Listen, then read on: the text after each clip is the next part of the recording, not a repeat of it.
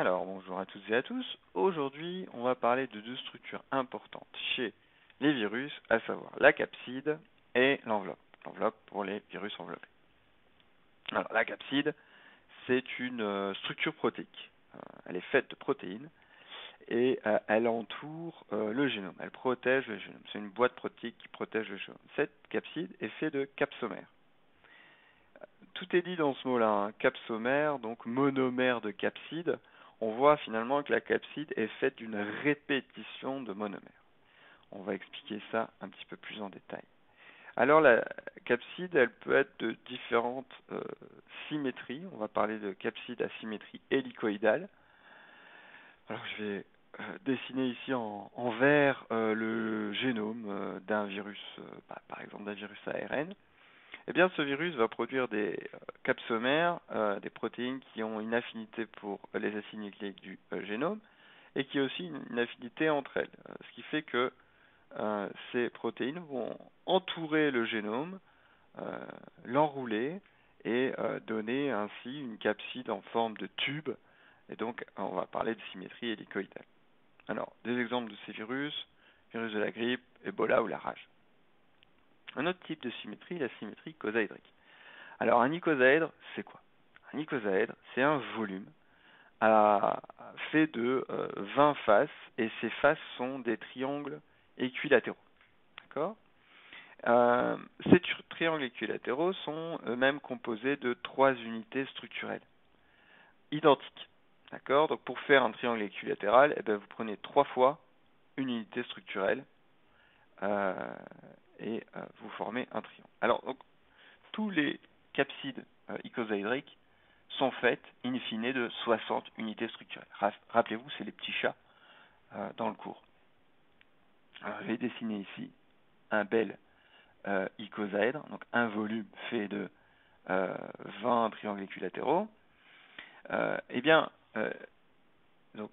Chaque triangle, encore une fois, est fait de 3 unités structurelles, et chaque unité structurelle est faite, elle, de une à plusieurs protéines de capside. En fait, si vous voulez une grande capside, eh bien vous avez besoin simplement d'un plus grand nombre de protéines de capside par unité structurelle. C'est le principe de base pour augmenter la taille des capsides à symétrie icosaédrique. Pourquoi augmenter la taille? Bien, parce que certains virus ont un génome tout petit, ils ont besoin que d'une petite capside, et d'autres ont un génome bien plus grand, et donc la capside doit être plus grande, tout simplement.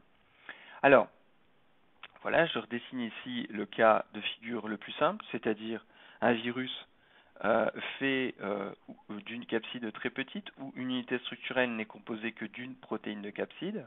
On va parler alors de nombre de triangulations égal à 1. D'accord? Un exemple, ce sont les parvovirus, petits virus à ADN simple brun, dont la capside mesure 25 nanomètres de diamètre. Vous voulez une capside plus grande? Eh bien, il suffit d'avoir un plus grand nombre de protéines de capside par unité structurelle. Un exemple, les picornavirus, nombre de triangulations égal à 3, il y a 3 protéines par unité structurelle, et ainsi, bien, la capside est un petit peu plus grande, 30 nanomètres. Une capside beaucoup plus grande, un exemple, ce sont les adénovirus, avec 25 protéines de capside par unité structurelle, et ça va vous donner une capside qui mesure plus ou moins 90 nanomètres. Donc un peu plus 150 si on compte les protéines de fibres. Alors, une autre notion qui est utile pour comprendre l'organisation des capsides icosaédriques sont les notions de pentamère et d'hexamère. Alors, de quoi s'agit-il? Bien, les protéines de capside, elles forment des capsomères qu'on appelle pentamériques ou pentamères au niveau des 12 sommets. D'accord? Je vais les dessiner ici, ces pentamères, je vais les dessiner en rouge. Donc, vous le voyez très facilement sur le schéma. Eh bien, au niveau des 12 sommets, ces 12 sommets sont reliés par 5 triangles, d'accord, sont définis par 5 triangles. D'où le nom de capsomère pentamérique. Alors, pour les virus où le nombre de triangulations est supérieur à 1, eh bien les capsomères au niveau des faces vont s'organiser sous forme de capsomères hexamériques ou hexamères. D'accord? Donc encore une fois, si le nombre de triangulations est supérieur à 1, je vais essayer de le dessiner ici aussi sur cette petite illustration.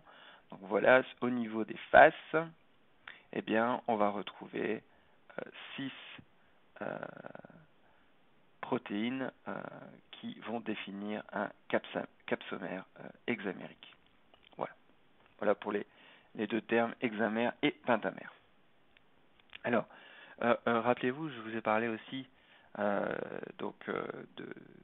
autre type de symétrie appelé capside asymétrie complexe. Un exemple, ce sont les poxvirus ou les pandoravirus et bien d'autres. En fait, c'est les virus assez grands, les virions sont assez grands, et finalement la capside n'est pas encore très bien comprise ni définie.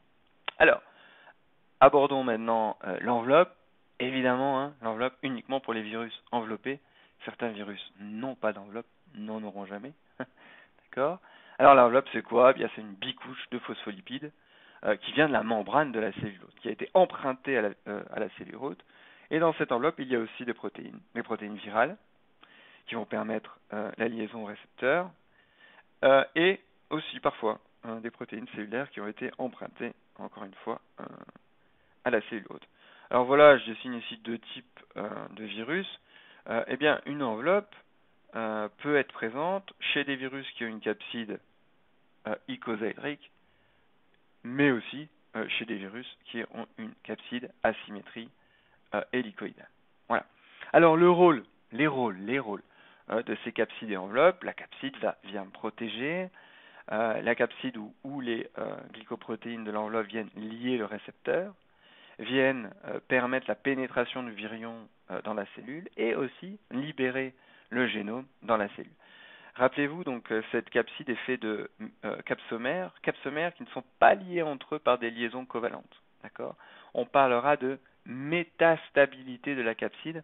La capside est assez stable pour protéger le génome, mais assez instable pour pouvoir le libérer.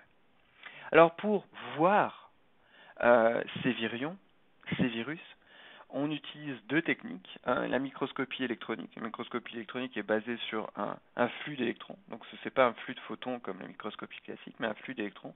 L'échantillon est mort, fixé. On peut ici utiliser la cristallographie à rayon X. Là, on va utiliser des photons à haute énergie, mais il y a besoin de créer un cristal, et ça c'est assez difficile à mettre en œuvre. La microscopie électronique et surtout la cryomicroscopie est plus facile à réaliser.